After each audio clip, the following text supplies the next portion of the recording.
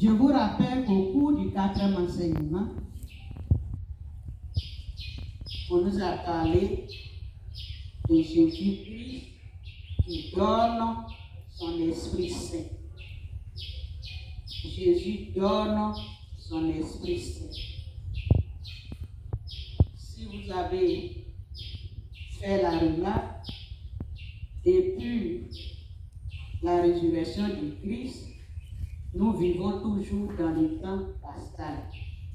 Et les textes qui nous sont proposés, c'est les textes qui nous préparent à l'effusion, disons, à la Pentecôte. Vous avez appris aussi que l'Esprit Saint, c'est la 3e personne de la Sainte Trinité. 3e personne de la Sainte Trinité. La Sainte Trinité, on le connaît tous, le Père, le Fils et le Saint-Esprit. Dans cet enseignement, on vous a dit aussi que l'Esprit Saint est le sanctificateur. Il sanctifie. Sanctifié. On vous a parlé de ça. L'Esprit Saint, c'est la promesse que Jésus faite à ses apôtres. Il leur a dit, avant l'ascension, qu'il faut que tu partes pour que le défenseur arrive, le paraclet. Et cette promesse s'est réalisée le jour de la première Pentecôte. Cette première Pentecôte qui a eu lieu 50 jours après Pâques. Nous sommes dans le temps pascal. Bientôt, il y aura l'ascension. Et après l'ascension, l'Esprit Saint va descendre. Ça sera la Pentecôte, c'est-à-dire 10 jours après l'ascension. Mais de Pâques à la Pentecôte, c'est 50 jours. Ça, c'est l'appel que je voudrais faire, parce que ça a été dit dans le 4e enseignement. Maintenant, au point 2, l'Esprit Saint te donne sa force. L'Esprit Saint te donne sa force. D'abord, qu'est-ce qu'une force? Lorsqu'il est écrit, la force, c'est une cause capable de modifier le mouvement d'un corps ou de provoquer sa déformation. Une cause capable de modifier le mouvement d'un corps ou de provoquer sa déformation. Ça, c'est la force.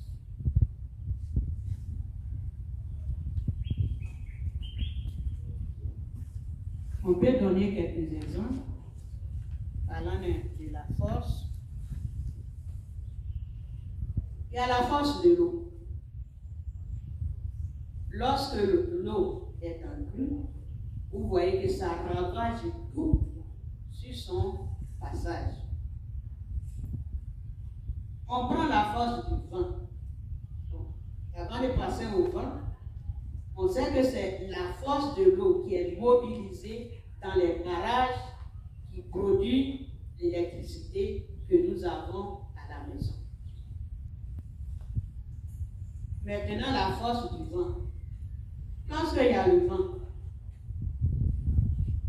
un coup de vent, ça fait coucher tous les bananiers, parce que ce sont les bananiers en fleurs là-bas. Donc, tous les bananiers là sont tombés. Les arbres, ça les déracine.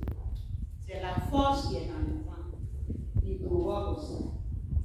Donc, nous aussi, si nous avons la force de l'Esprit Saint, notre être entier doit subir des transformations. tant que chrétien, j'ai l'Esprit Saint, mon corps doit subir des transformations par la conversion. Parce qu'il faut se convertir. Si on a la foi de l'Esprit Saint, on doit se convertir. C'est-à-dire laisser la vie ancienne et vivre dans la vie, la nouvelle vie de la vie avec l'Esprit. Lorsque Jésus a reçu le baptême dans le Jourdain, baptême de Jean-Baptiste, on a dit que ce sont les textes qui nous disent que l'Esprit est descendu sur Jésus sous forme d'une colombe. Et l'Esprit s'est emparé de Jésus.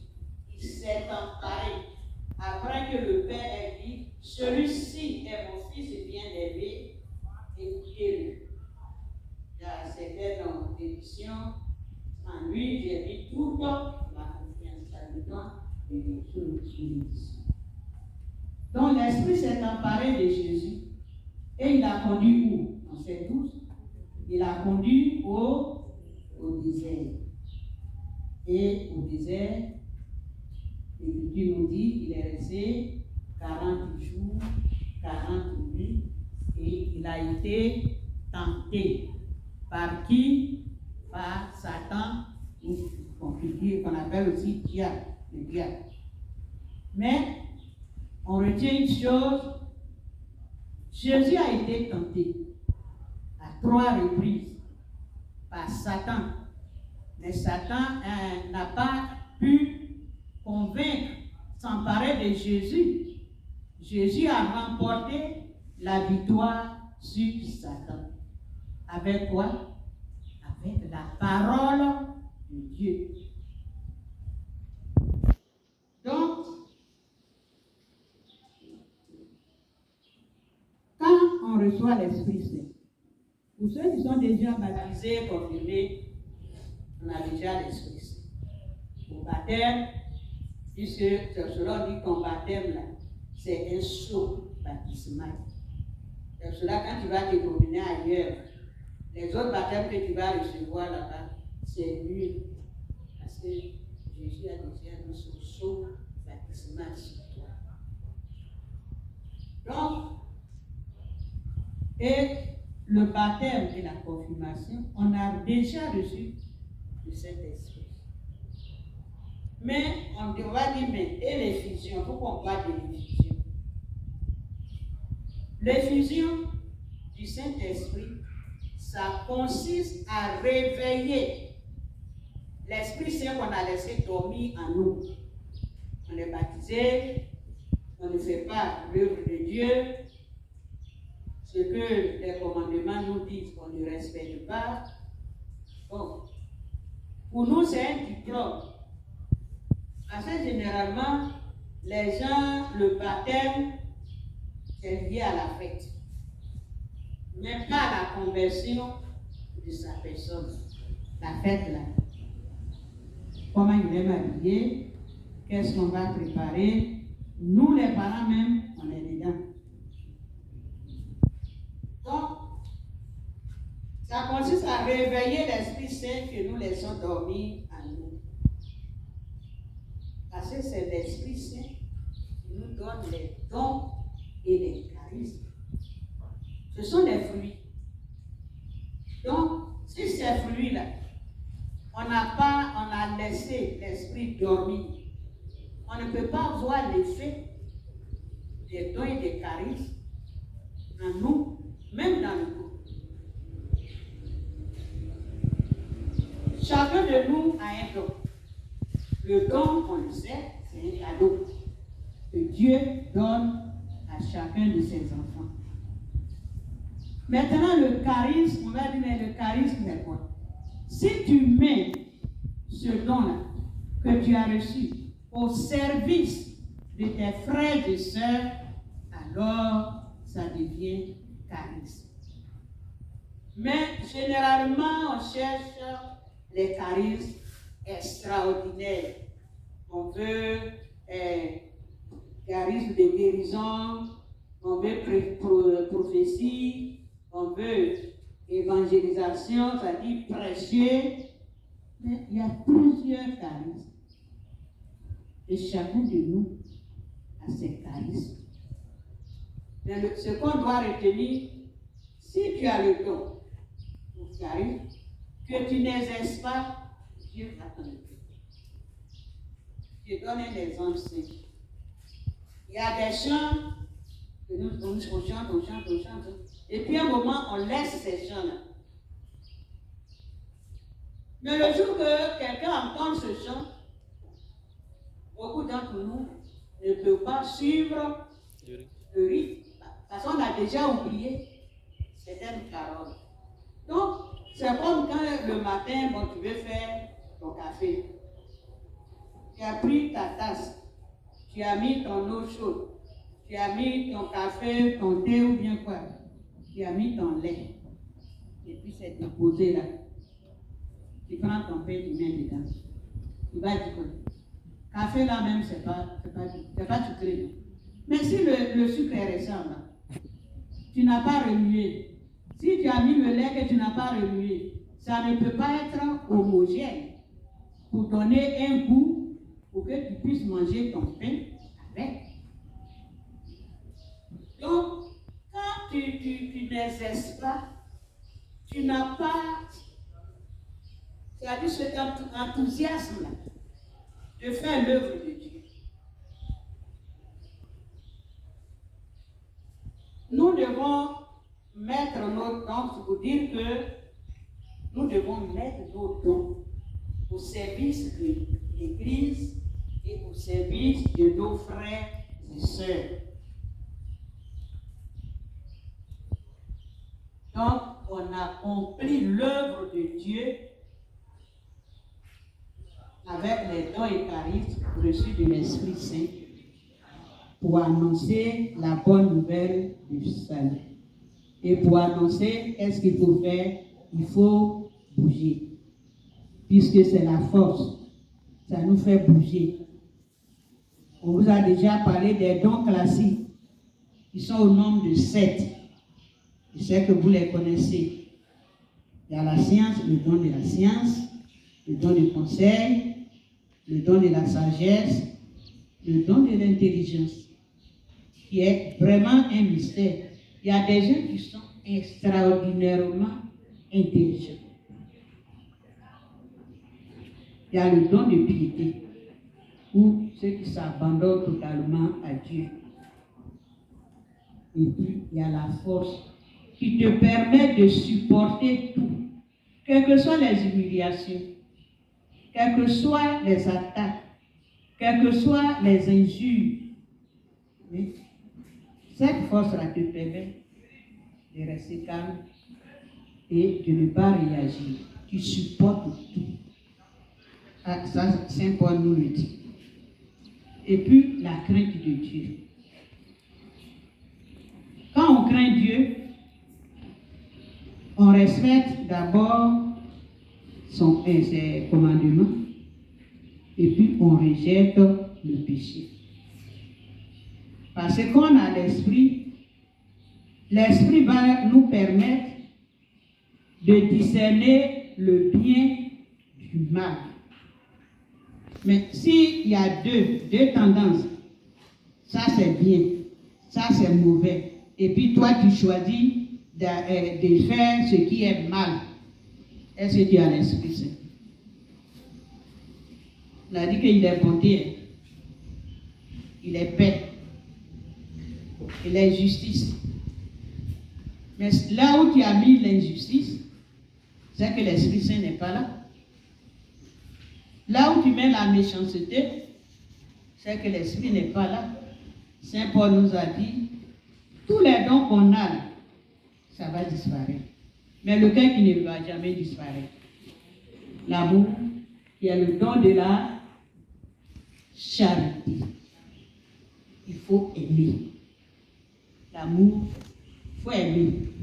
Quel que soit ce que l'autre te fait, demande à l'Esprit de t'aider à aimer la personne.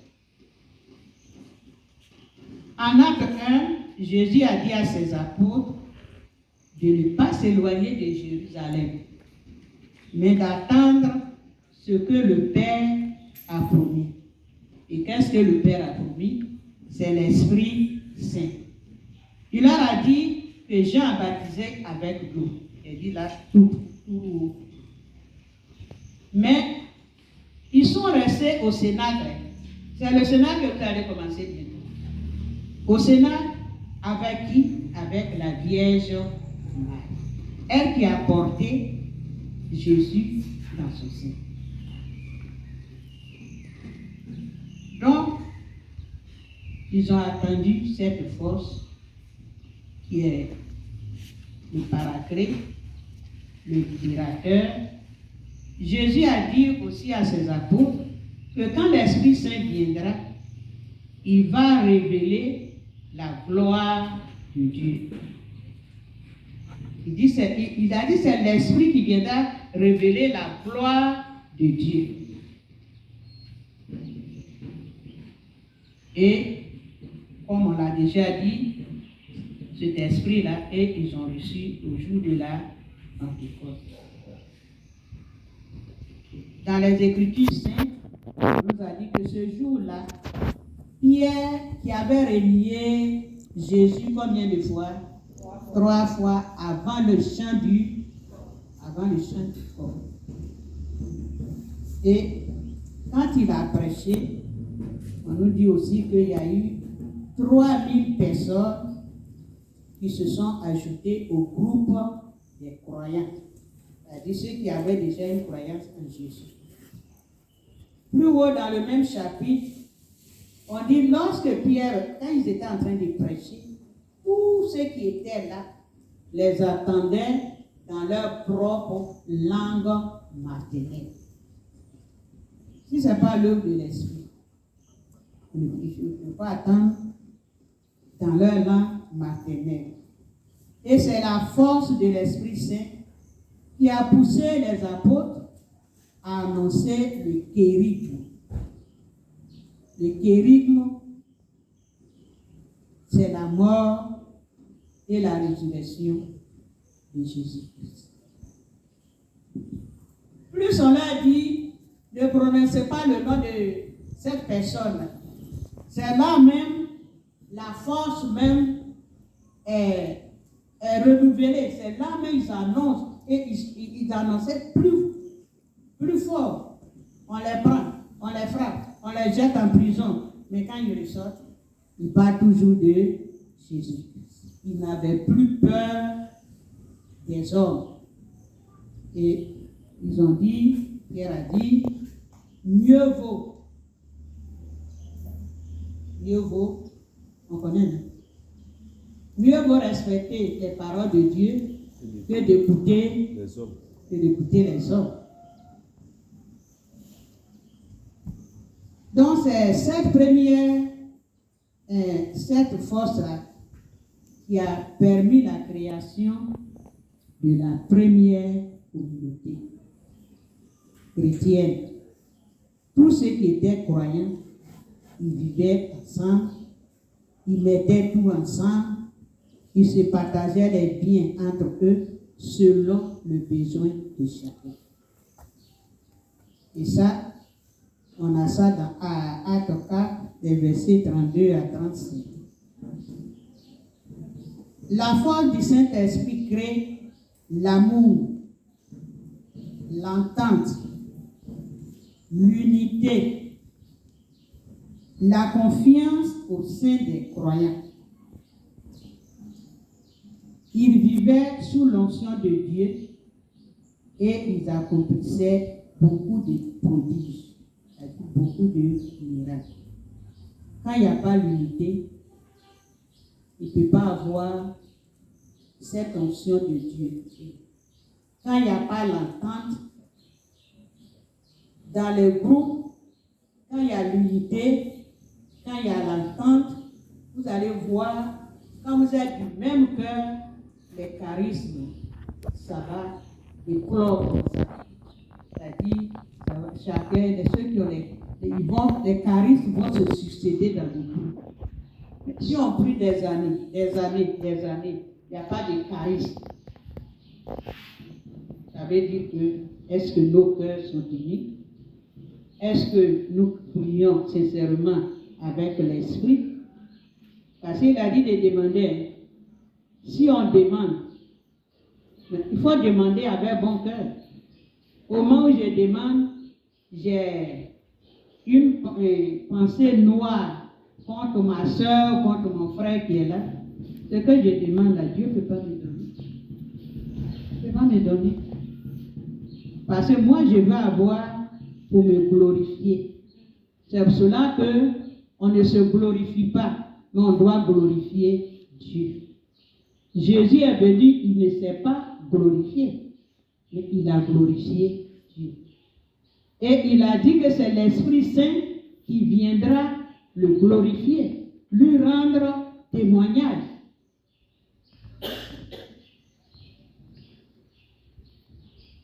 Et la force, parfois on dit, ah mais Dieu même, pourquoi les apôtres là, ils étaient avec Jésus, et puis après ils ont été persécutés. Dans cette persécution, la bonne nouvelle s'est répandue. Il y en a qui sont allés en Asie, il y en a qui sont, c'est dans cette persécution, d'autres sont arrivés en Europe. C'est la force là qui a poussé les premiers missionnaires à venir chez nous ici. Quand ils sont venus, il y a beaucoup qui sont morts. Hein. Il y a beaucoup qui sont morts. Il y avait la fièvre jaune. Ils sont morts. Mais est-ce que ça a empêché les autres de les suivre? Il y a un même là, on l'a enterré à Boumou ici, à Delanois. Il est mort de la fièvre jaune. On l'a enterré là. Mais ça n'a pas empêché les autres de les suivre. Donc, il faut être uni de cœur et d'esprit. Dans l'Ancien Testament, la force de l'Esprit Saint poussait les prophètes à agir. Prenez Nombre 24, Nombre 11 d'abord, les versets 24 à 30. C'est pas parce qu'avant, dans l'Ancien Testament, bon, il y a eu des prophètes, mais Nombre 11, 24 à 30. Mais Dieu, il pouvait venir te donner son esprit saint à quelqu'un. Il va faire son œuvre, il va agir, faire des prodiges, mais après l'esprit, là, ça ne restait pas en plénitude. Il retirait l'esprit. Or, nous, avec le baptême, quand on a l'esprit et la confirmation, l'esprit demeure en nous. On a vu dans Nombre 11, 24 à 30, on a vu Isaïe qui se met au service de Dieu. Le prophète Isaïe. On a vu dans la vision des ossements desséchés. Ézéchiel 37, 1 à 14. Toujours dans l'Ancien Testament, vous prenez Joël 3 et à 5, vous allez voir comment l'Esprit agissait à travers ces prophètes-là. Dans le Nouveau Testament, dans Luc 3, les versets 21 à 22, on voit l'Esprit, ça c'est déjà dit, qui s'empare de Jésus et le conduit au désert. Pour dire que dans nos combats spirituels, seule la force du Saint-Esprit peut nous libérer. Parfois, nous sommes découragés, nous pensons avoir beaucoup de problèmes, mais pourquoi tout ça là m'arrive? Mais pourquoi c'est moi? Pourquoi c'est moi? Et on s'interroge. Dieu même, il m'a oublié. Dieu n'oublie personne. Vous prenez Éphésiens 6, les versets 10 à 20. Pour dire que quand vous traversez un moment difficile, il faut toujours invoquer l'Esprit Saint. Il faut l'invoquer. Quand tu l'invoques sincèrement, d'un cœur pur, il te répond toujours.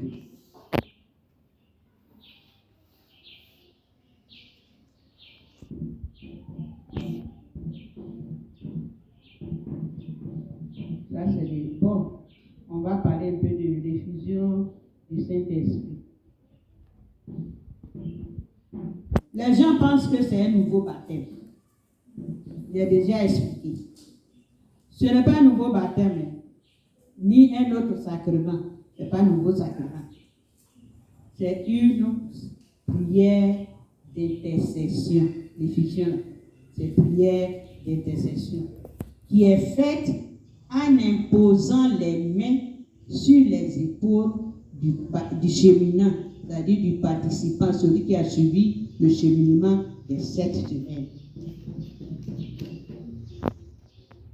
Mais ce n'est pas quand tu es venu le premier jour. Tu es resté là-bas jusqu'à 2e enseignement est passé, 3e est passé, 4e tu viens. C'est-à-dire tu viens en dents de scie. Et puis le jour là, tu vas demander l'effusion. Non. Il faut être assidu. C'est-à-dire il faut être régulier. On vous donne des tests à méditer pendant une semaine sur 7 jours. Chaque jour a son test. Vous devez lire ces tests. Et puis quand tu lis le test, il faut faire un rapprochement avec ta vie. Le test là dit ça. Est-ce que ma vie là est conforme à ce qu'on me demande dans le test? Et généralement, normalement on doit avoir, nous au début on nous a dit ça, au début de l'année, tu as un petit carnet. Et puis au fur et à mesure, tu écris. Quand tu lis le texte, ce que tu ressens, tu écris. Et ce que tu dois changer dans ta vie, là, tu écris. Pour que jusqu'à la fin du cheminement, il y a déjà un canevas de ce que tu dois changer dans ta vie, ce que tu dois adopter dans ta vie. Donc, quand on fait cela, c'est-à-dire, on prend des résolutions. Je dois faire ceci, je dois faire cela, je dois faire ça. Pour que, lorsque j'aurai l'effusion, pour que je vive une vie chrétienne en plénitude, c'est-à-dire qui est conforme à ce que la loi de Dieu me demande.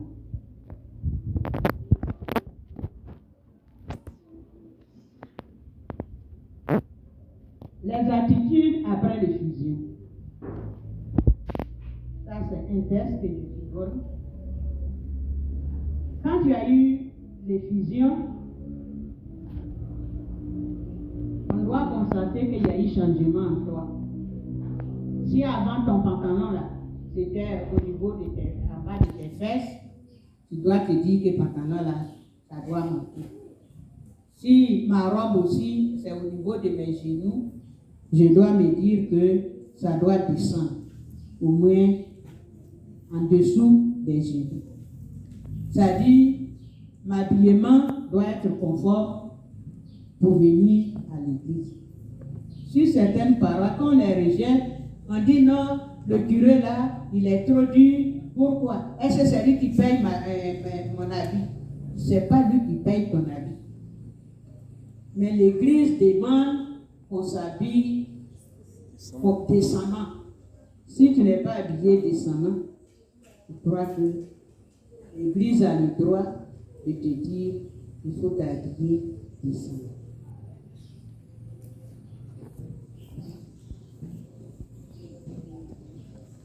Donc,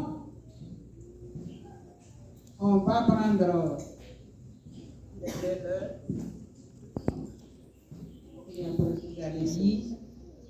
les changements là dans ta vie, ce sont les signes de présence. On doit dire ça dans Galates 5, verset 22.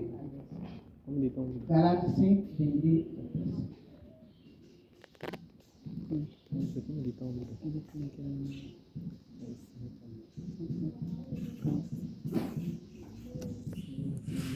Maintenant, quand on a la foi de l'Esprit Saint, ça veut dire qu'on met notre confiance. Je vous ai dit que c'est juste un petit témoignage. C'était mon témoignage. Une année, les évêques devaient venir à Kodo. Et l'année-là, l'évêque a envoyé le père d'Irak venir trouver mon curé pour me demander d'aller à Kodo. J'avais mal au genou. Le genou gauche. Je suis resté quelques jours sans venir même à la messe. Puis un moment, il a commencé à boiter. Je me suis dit, toi là, si l'on vient là, j'ai dit, toi j'ai dit,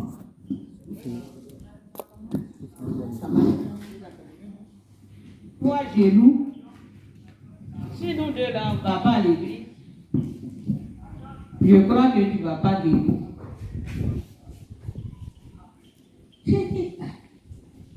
Genou me fait mal. On me demande d'aller à Koyoboua. Koyoboua aussi. Ce n'est pas petit travail qui est là-bas. Il faut bouger. Donc, je me suis assise. J'ai dit, ah Seigneur, tu as donné ton esprit et l'esprit nous donne sa force. Ce sont tes serviteurs qui s'envoient à Koyoboua. Si tu veux que je parte, genou là, le genou là, il faut trouver la solution. Maintenant, si tu veux que je reste ici, tout dépend de toi. Mais ce qui est sûr, ma honte là, c'est ta honte. Parce qu'on m'a dit que j'ai refusé, alors que tu n'as pas voulu que je parte. C'est que c'est toi qui as refusé.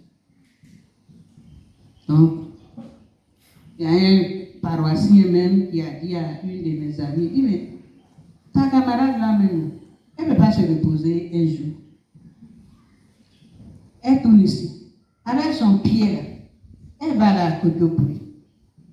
Elle aussi gentiment, elle est venue me trouver. Je dis, ah, si tu ne veux pas partir à Koyoboua, il faut partir. Moi, je vais me reposer. Elle dit, non, ça va passer, je veux partir. Je dis, mais mon évêque me demande un service. Je viens de prendre mon pied là, d'aller chez lui là-bas, pour dire que mon Seigneur, j'ai mal au genou. Et lui-même, il fera le reste. La seule chose que je n'ai pas faite, lorsque les religieuses m'ont appelé pour aller faire le marché, il leur a dit, il ne peut pas aller faire le marché, qu'elles n'ont qu'à aller faire le marché. Et quand je serai là-bas, on va préparer. Et c'est ce qui s'est passé. Premier jour, j'ai boité un peu. Deuxième jour, je me suis rendu compte que la douleur avait diminué. Et on a fait 7 jours, une semaine pleine. Genou là, il est guéri là-bas. Et depuis que je suis venu, je n'ai plus ressenti la douleur. Et pour me remercier, j'ai dû même faire un voyage en Terre Sainte. Tout frais payé, mais pas par le diocèse. Pas par le diocèse. C'est une amie, elle m'a appelé. Elle dit, ah, il y a ma fille qui a donné 2 billets pour aller en Terre Sainte. Tu aimerais aller là-bas? J'ai dit, question comme ça, on pose à son ami. Tout le monde rêve d'aller là-bas. Et puis, tu me demandes si je veux partir. J'ai dit non, je vais partir. Il fallait faire le passeport.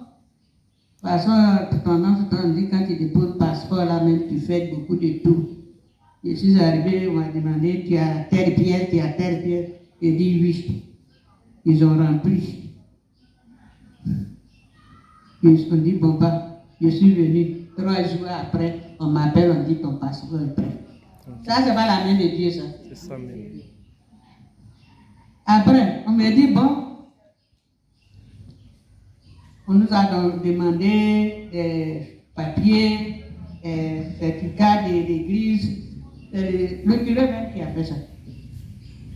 On dit, on est convoqué à la présidence. Il dit, de toute ma vie, où vous étiez là, je ne suis jamais venu ici. Mais cette année, on me demande d'aller à la présidence. Donc, on s'en va. Je suis allé à la présidence. Là-bas, ils ont tout fait. Après, on dit, allez-y. On va vous convoquer 1 jour, 2 jours avant le voyage. C'est ce qui s'est passé.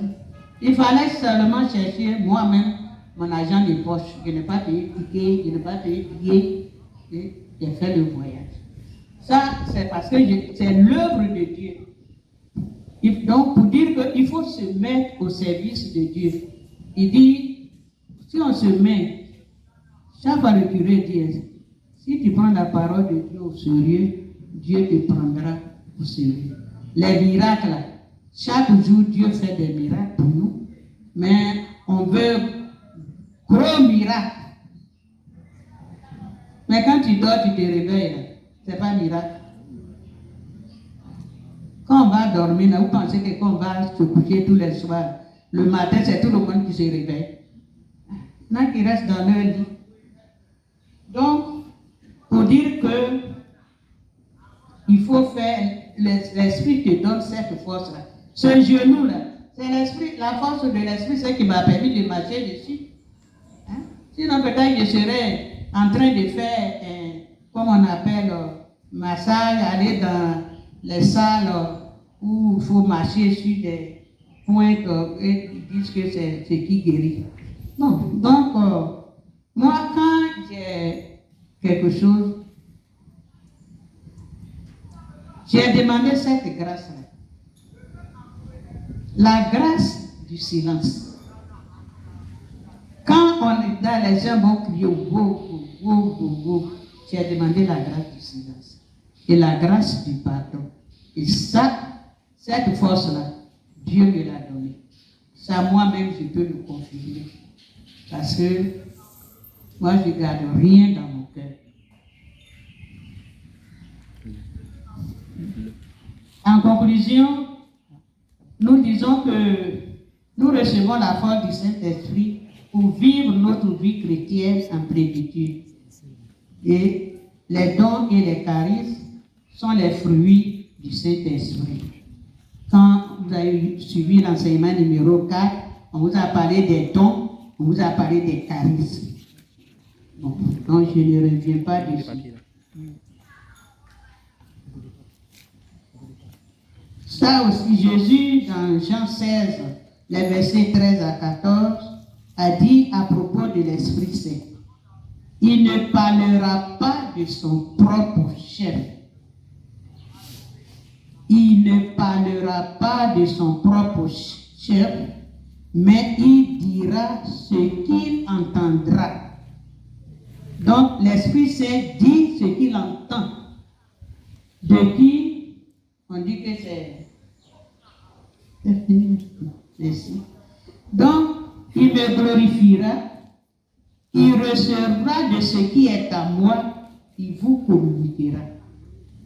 Il vous conduira dans la vérité tout entière. Donc, si tu n'es pas dans la vérité, là, c'est que l'Esprit Saint n'est pas en toi. La force de l'Esprit Saint nous fait bouger. Il nous permet de mieux comprendre les Écritures saintes. On lit, on dévore la parole de Dieu. Et on observe les commandements de Dieu. Et on vit selon la recommandation que la parole nous donne. Et on affirme notre foi, quel que soit le lieu où on se trouve. Là où on est, il ne faut pas avoir peur de faire ton signe de croix. Parfois, vous vous retrouvez en groupe comme ça. Bon, on dit, bon, on va confier soit la cérémonie ou bien le temps au Seigneur. Et il ne faut pas signe de croix. Mais moi, je fais signe de croix. Ça va parce que toi, tu ne fais pas signe de croix, que moi, je ne vais pas faire. Ou bien, dans la voiture, quand tu montes, je fais mon signe de croix. Donc, on n'a pas honte. On affirme notre foi. Et on met toute notre confiance en Dieu, Trinitaire, qui est Père, Fils et Esprit Saint. Et c'est cette force-là qui nous permet de crier vers le Père, Abba, Père, Abba, Père. Donc, si on a cette force, on va témoigner de Jésus-Christ qui est Seigneur à la gloire de Dieu, le Père. Paix, c'est joie. Amen.